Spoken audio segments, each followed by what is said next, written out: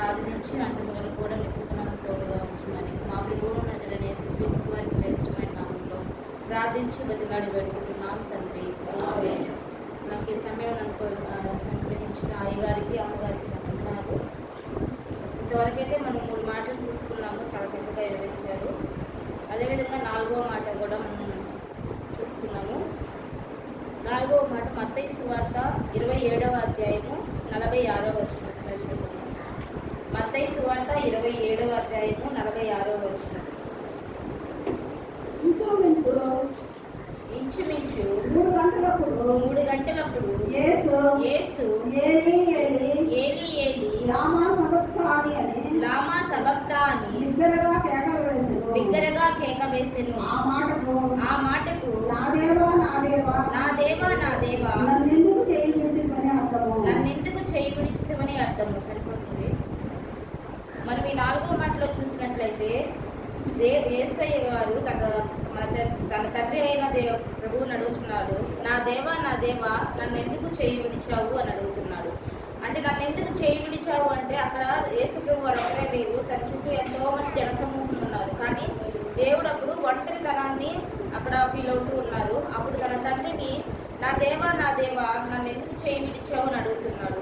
మనము ఈ వాటికంటే ముందు 45వ వచనం చూసుకున్నట్లయితే మధ్యాహ్నం మొదలుకొని 3 గంటల వరకు ఆ దేశమంతటా చీకటి కమ్మెను అనుకుంది.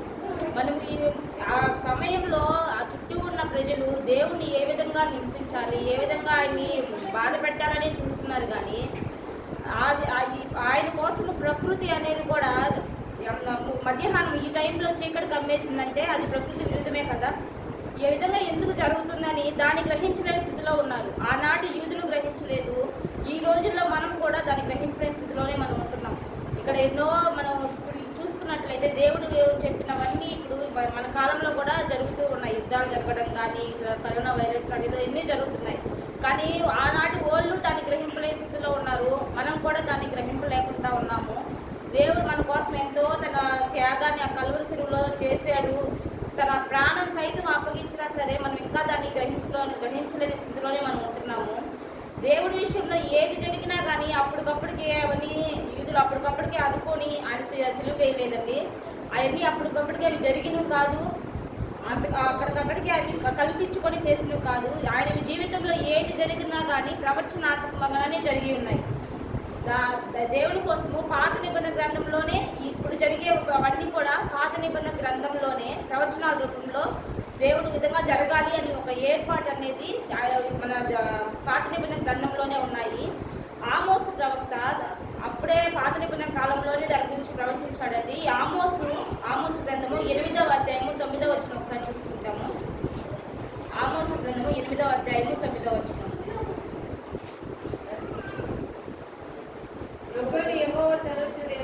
ప్రభువైన యెహోవా సెలవిచ్చినదేమనగా ఆ దినమున నేను మధ్యాహ్న కాలమందు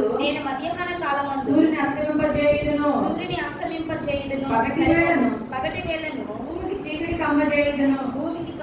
కమ్మజేయుదును. సరిపోతుంది. ఇది ఆమోసు ప్రవక్త ఆ కాలంలోనే ఆ రోజు ఏ విధంగా జరగబోతుంది అనేది ఆ కాలంలోనే ఆయన ప్రవచించాడు. అప్పుడు ప్రవచించిన ప్రవచనములే ఆ దినమున నెరవేరబడ్డాయి. ఆ ప్రకృతి ఆయన చూడలేక అంత చీకటి కమ్మేసింది. ప్రజలందరూ ఈ టైంలో ఈ విధంగా చీకటి ఎందుకు కమ్మింది, ఈయన హింసించిన బట్టి ఈ చీకటి కమ్మిందా అనే ఆలోచన గ్రహింపులో లేదు. కానీ ఆయన ఏ విధంగా హింసించాలి, ఏ విధంగా బాధ పెట్టాలనే ఆలోచనలోనే అదే ధోరణిలో ఉంటున్నారు. దేవుడు ఇప్పుడు దేవుడి విషయంలో జరిగింది.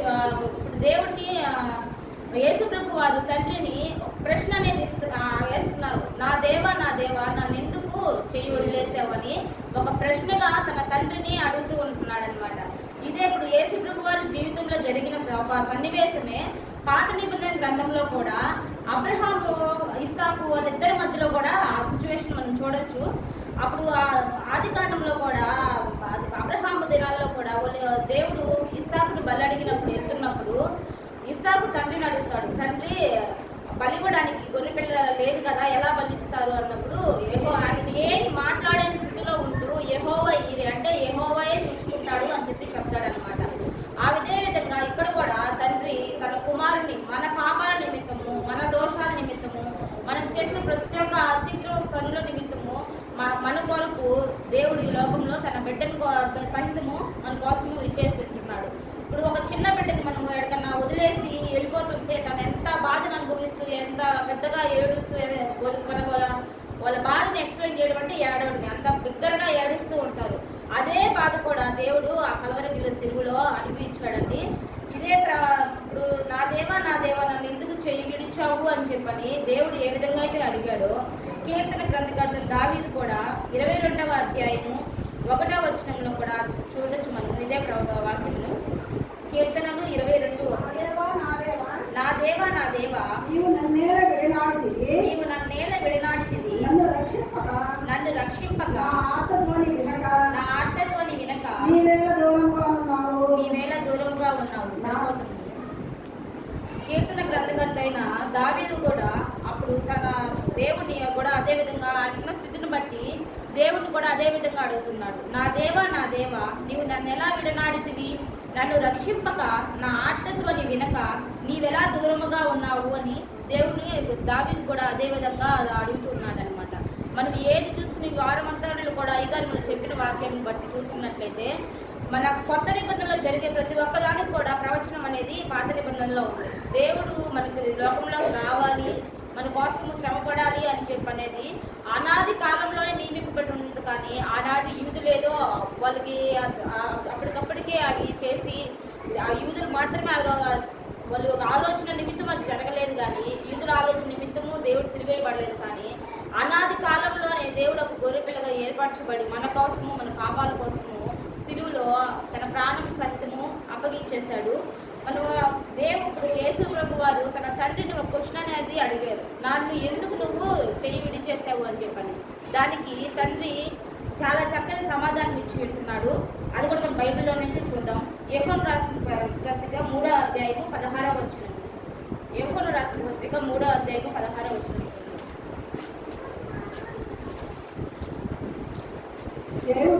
దేవుడు లోకమును ఎంతో ప్రేమించిన కాగా ఆయన తన అద్వితీయ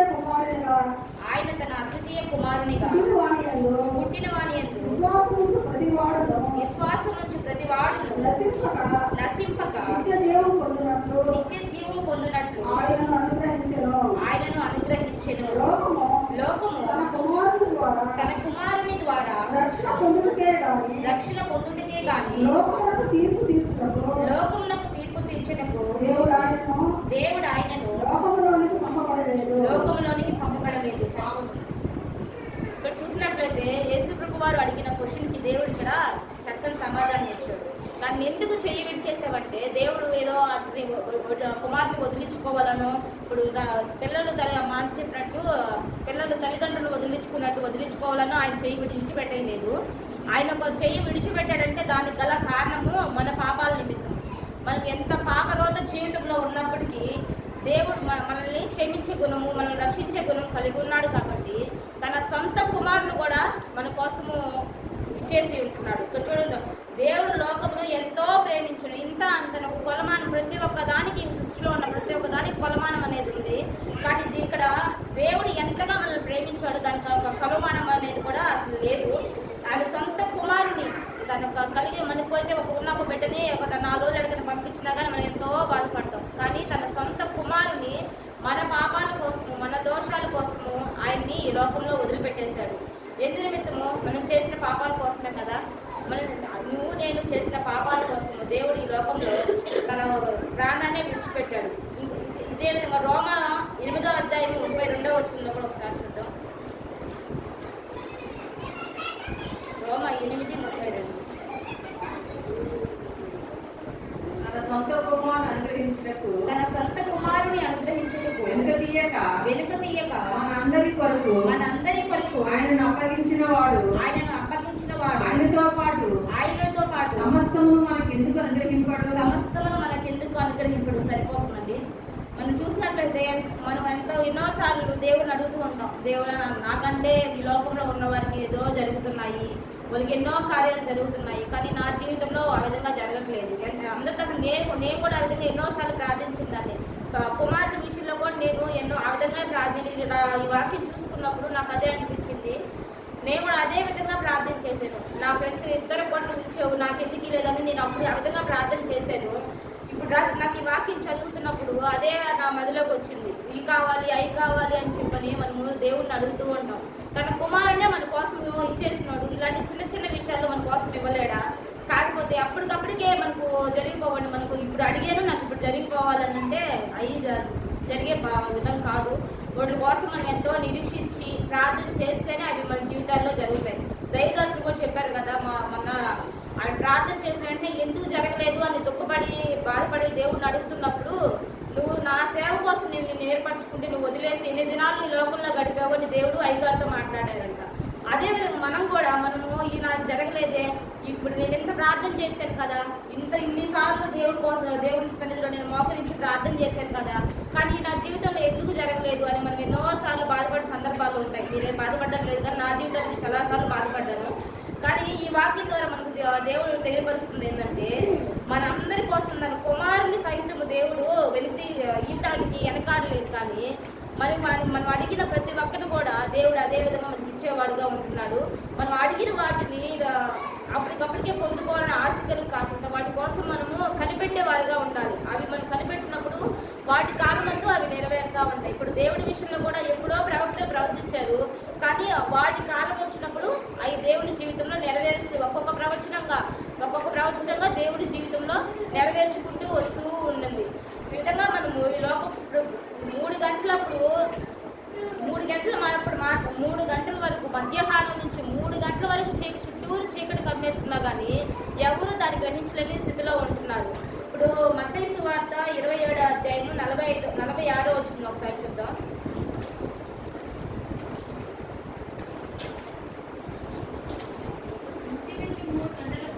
ఇంచుమించు 3 గంటలు 47. అక్కడ నిలిచిన వారిలో కొందరు ఆ మాట విని, ఇతడు ఏలియాను పిలుచుచున్నాడనేది సరిపోతుంది. వీళ్ళు అక్కడ ఉన్న చుట్టుపక్కల వాళ్ళు కూడా మనలాంటి వారే ఉంటారు. ఇప్పుడు ఏమి చెప్తున్నారు, బాధతో ఆయన పలుకుతున్నది ఏదో వాళ్ళు దాన్ని గ్రహించలేని స్థితిలో ఉంటున్నారు. మనం కూడా అయ్యగారు చెప్తున్న దాన్ని కొన్నిసార్లు పాజిటివ్గా తీసుకుంటే పర్లేదు, దాన్ని కొంచెం నెగిటివ్గా తీసుకొని దాని పట్ల బాధపడిన వాళ్ళు కూడా ఉన్నారు. దాంట్లో మీరే కాదు, నేను కూడా ఎన్నోసార్లు ఉంటున్నాను. అది ఎందుకోసం చెప్తున్నా, అది ఆయన ఎంత బాధపడుతూ ఎంత వేదన పడుతూ చెప్తున్నారు అనేది మనం గ్రహించలేని స్థితిలో ఉంటున్నాం. ఇప్పుడు యూదులు సిలువ వేస్తున్నప్పుడు ఆ చుట్టూ ఉన్న వారు కూడా అదే స్థితిలో ఉంటున్నారు. ఆయన్ని అపహసిస్తూ ఉన్నారు. ఈయన ఏలియాని పిలుస్తున్నాడు, ఆ ప్రవక్త ఇప్పుడు వస్తారేమో, ఆ ప్రవక్తని పిలుస్తున్నాడు కానీ ఆ చుట్టుపక్కల ఉన్నవారు ఎంతో అపహసిస్తూ ఎంతో దూషిస్తూ ఆయన మాట్లాడుతున్నప్పటికీ దేవుడితో మాట్లాడారు. కానీ మన నిమిత్తము దేవా చేసిన దాన్ని క్షమించు అని చెప్పని దేవుడిని మొరపెట్టారు. కానీ ఈ విధంగా నాకు ఈ విధంగా ఉంటున్నారు అని చెప్పి తిరిగి కనీసం ఒక మాట కూడా దేవుడు తిరిగి అనిన వారితో ఒక మాట కూడా మాట్లాడలేదు. ఇప్పుడు దేవుడు ఆయన చేయి విడిచేశాడు. ఆ స్థితిలో దేవుడు చేయి విడిచింది ఎందుకు? మన పాపాల కోసం. కానీ మనము ఎన్ని విషయాల్లో దేవుడు చేయి వదిలేస్తున్నాము. నేనైతే చాలా విషయాల్లో దేవుడు చేయి విడిచిపెడుతూ ఉన్నాను. ఆ విధంగా మనం చేసే ప్రతి ఒక్క పనుల విషయంలో కూడా మనం ఎన్నోసార్లు దేవుడిని చేయి వదిలేస్తున్నాం. మన పనిబాటులు అయితేనేమి, మన ప్రవర్తన ద్వారా అయితేనేమి, మనం ఈ లోకంలో జీవిస్తున్న ప్రతి విషయాల్లో కూడా దేవుడిని మనం చేయి వదిలేసి ఈ లోకంలో జీవిస్తూ ఉంటున్నాం. ఆ ఒక్క క్షణం ఆయన చేయి వదిలిపెట్టినందుకు ఎంతో బాధను అనుభవించాడు. కానీ మనం ఇన్నిసార్లు దేవుడు విడిచిపెట్టేశామంటే దేవుడు మన విషయంలో ఎంత బాధపడుతున్నాడు. మనం ఎంతో క్షమాపణ కలిగి ఎంతో ప్రార్థన విజ్ఞాపన జీవితం మనకు ఎంతో అవసరమైనది. దేవుడి సన్నిధిలో చేరి మనం ఎంతో ప్రార్థన చేయాల్సిన వారిగా ఉంటున్నాం. దేవుడు అట్టి సమయాన్ని మనకు అనుగ్రహించడం ప్రతి ఒక్కరు కూడా, మీతో పాటు నేను కూడా ఎంతో ప్రార్థన చేసే వారిగా ఉండాలి. ఈ విధంగా దేవుడు వదిలేశాడు అంటే అది ఎందు నిమిత్తం వదిలేశాడంటే అనాది కాలంలో దేవుడు ఏర్పరచబడి ఉన్నాడు కాబట్టి ఆ క్షణంలో మన పాపాల కోసము దేవుడు అతన్ని వదిలేశాడు. చిన్న ఉపమానం చెప్తాను మీకు. ఒక అతను వచ్చి అతని కుమారుడు ఆ కుమారుడు యొక్క ఫ్రెండ్ ఇద్దరు కలిసి ఒక సముద్రంలో వాళ్ళు వెళ్తూ ఉంటారనమాట. వెళ్తూ ఉన్నప్పుడు ఆ కుమారుడు ఒక తండ్రి ఇద్దరు దైవభక్తి కలిగిన కుటుంబంలో ఉన్నవారు, దేవుడి గురించి బాగా తెలిసిన వాళ్ళు రక్షణ అనుభవంలో ఉన్నటువంటి వారు. వాళ్ళతో పాటు వచ్చిన అబ్బాయి వచ్చి ఒక హైందవ కుటుంబం నుంచి వచ్చినవాడు. అతనికి దేవుడు అంటే ఏమీ తెలియదు, అతనికి రక్షణ అనుభవం అంటే ఏమీ లేదు. వాళ్ళు ఆ విధంగా ఆ సముద్రం గుండా వెళ్తూ ఉన్నప్పుడు ఒక తుఫాన్ అనేది వచ్చి ఆ ఓడని వాళ్ళు వెళ్తున్న పడవ అనేది సముద్రంలో పడిపోయిందనమాట. వాళ్ళు ముగ్గురు కూడా సముద్రంలో తండ్రికి ఈతొచ్చు, వాళ్ళిద్దరూ పిల్లలకి ఈత రాదు. కానీ ఇప్పుడు నేనైతే ఆ సమయంలో ఉన్నప్పుడు నా పిల్లలను నా పిల్ల ఇద్దరినో ఎవరు మనల్ని రక్షించుకోవాలన్న ఇదిలో మన పిల్లలను మనం రక్షించుకుంటాం. కానీ ఆ తండ్రి తన కుమారుని విడిచిపెట్టేసి తనతో మాట ఉన్న ఆ పిల్లవాడిని తీసుకొని బయటకు వచ్చినప్పుడు ఆ పిల్లవాడు పెద్దగా కేకలేస్తూ ఉన్నాడంట. నాన్న నన్ను ఎందుకు వదిలేసావు, నాకు ఈత రాదు కదా, నన్ను వదిలేసావు, నేను ఆ కొడుకుని కదా, నన్ను ఎందుకు వదిలేసావు అని చెప్పని ఆ పిల్లవాడు అంత దగ్గరగా కేకలు వేస్తూ ఏడుస్తూ ఆయన్ని అడుగుతూ ఉన్నాడంట.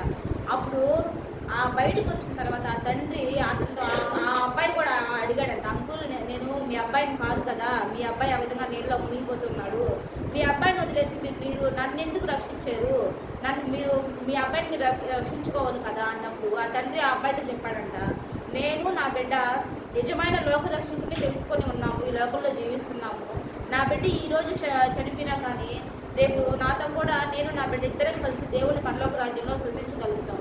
నీకైతే ఆ రక్షణ అనుభవం లేదు, నువ్వు ఇంకా ఈ లోకంలోనే జీవిస్తున్నావు కాబట్టి నేను మొదటగా నీ చెయ్యి పట్టుకొని నేను బయటికి తీసుకొచ్చాను. రేపు నేను నా కుమారుడు ఆ పరలోక రాజ్యంలో ఒక రోజు మేమిద్దరం కలుసుకుంటాం, మేమిద్దరం మా దేవుని స్తుతిస్తాం కలిసి. కానీ నీకు అనుభవం లేదు, అందుకోసమే నేను నిన్ను ఈ లోకం నుంచి అక్కడి నుంచి తీసుకొచ్చాను, నేను రక్షించాను అన్నప్పుడు ఆ చిన్న కుమారుడు అప్పుడే పశ్చాత్తాపడి దేవుని తెలుసుకున్నాడంట. ఆ విధంగా కూడా మనం చేసిన ఇది కోసం మనల్ని రక్షించడానికి కోసము తండ్రి తన సొంత కుమారుని చేయి కూడా విడిచిపెట్టేశాడు. ఎందుకు విడిచిపెట్టేశాడు? ఆ క్షణం ఆయన తప్పించగల అంత శక్తి దేవుడికి ఉంది. ఆ క్షణం దాన్ని మార్చేయగలడు. ఈ సృష్టినే మార్చేసిన దేవుడు ఆ స్థితిని మార్చలేడా? ఆ చిన్న స్థితిని మార్చగలడు. కాకపోతే ఆ చిన్న స్థితిని ఎందువల్ల మార్చలేదంటే మన పాపాల నిమిత్తం, మన దోషాల నిమిత్తము. ఎవరైతే ఒక పరిశుద్ధుని రక్తము బలియాగంగా ఇవ్వాలి కాబట్టి ఈ లోకంలో బైబిల్ చెప్తుంది కదా, నీతిమంతుడు ఒక్కడనూ లేడని చెప్తుంది. ఆ విధంగా మన పాపాల కోసము బలివ్వడానికి ఎవరున్నారండి? నీతిమంతుడు ఈ లోకంలో ఒక్కరు కూడా లేరు.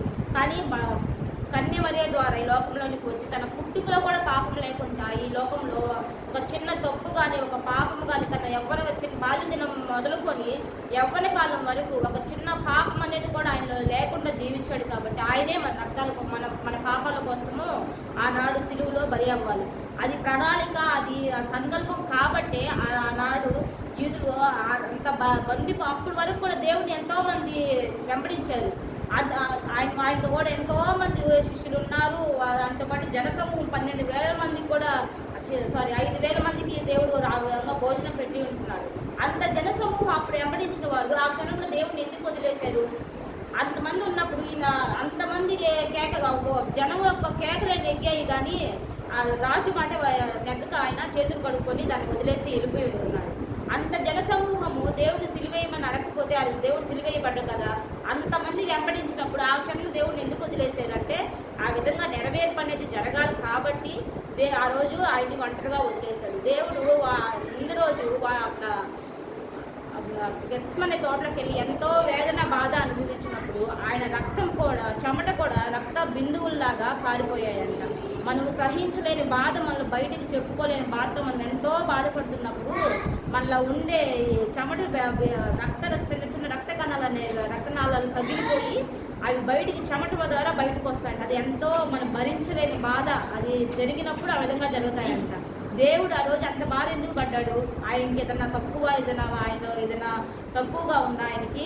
దేవుడు ప్రతిదీ సమృద్ధిగా ఆయనకి దయచేయగల దేవుడు ఉన్నాడు కాదా? కానీ ఆయన ఎందుకు అంత బాధపడ్డాడంటే ఆయనకి ముందు రోజు ఈ విధంగా జరగబోతుంది అని చెప్పని మన పాపాల కోసం ఆయన వేలాడబడాలి. కానీ నీ చిత్తమైతే గిన్నె నా ఎదురు నుంచి తొలగించమని దేవుడు ప్రార్థించాడు. అంత భారభరితమైన దాన్ని దేవుడు ఎదుర్కోవాలి కాబట్టి అంత బాధతో దేవుని సన్నిధిలో ప్రార్థించాడు. ఒక క్షణం దేవుడు మన చెయ్యి వదిలిపెట్టేస్తే మనం ఏమైపోతామో మనకే తెలియదు. ఒక క్షణం ఇప్పుడున్న వారు అటు చూసేటప్పటికే అది అసలు ఎటు అయిపోతున్నారో ఏమో మనకు తెలియదు. అట్టి స్థితిలో మనం ఉంటున్నప్పుడు దేవుడు మనం ఎంతగా ఎతకాలంటే ప్రతి నిత్యము దేవుడి సన్నిధిలో మనం ఆరాధించేవారుగా ఉండాలి. దేవుడు ప్రతి సమయంని మరి ముఖ్యంగా మీకు కూడా ఆ సమయం అనుగించాలని దేవుని సన్నిధిలో ప్రార్థిస్తున్నాను. మనము ఈ లోకంలో ఉన్న పనుల నిమిత్తము మన ఆర్థిక ఇబ్బందుల నిమిత్తము మనం ఎంతో ప్రయాసపడి లోకంలో దేవుడిని వదిలిపెట్టేసేసి ఎంతో ప్రయాసపడి వెళ్ళిపోతూ ఉన్నాం. కానీ దేవుని మందిరికి రావాలంటే చాలా బాగా. ఈరోజు మా ఇంట్లో కూడా నేను అదే మాట్లాడాను. నువ్వు ఈరోజు కూడా నువ్వు ఇన్ని ఇన్నిసార్లు పిలుస్తూ ఉన్నాను కానీ రావట్లేదు, కనీసం ఈ రోజు కూడా రావట్లేదు, మనం ఎంత సంపాదించుకున్నది వ్యర్థమే, నువ్వు ఎంత చేసినా కానీ అది వ్యర్థమే, మనం ఎప్పటికి ఇట్లాగే ఉంటా అన్న ఇదితో నేను మాట్లాడాను. మనం ఎప్పుడైతే దేవుని విడిచిపెట్టకుండా మనం ఉంటామో మన జీవితాల్లో కూడా మన గొప్ప కార్యాలు చూడాలి అంటే దేవుని మనం హత్తుగా ఉన్నప్పుడే అంత గొప్ప కార్యాలు మన జీవితాల్లో చూస్తూ ఉంటాం.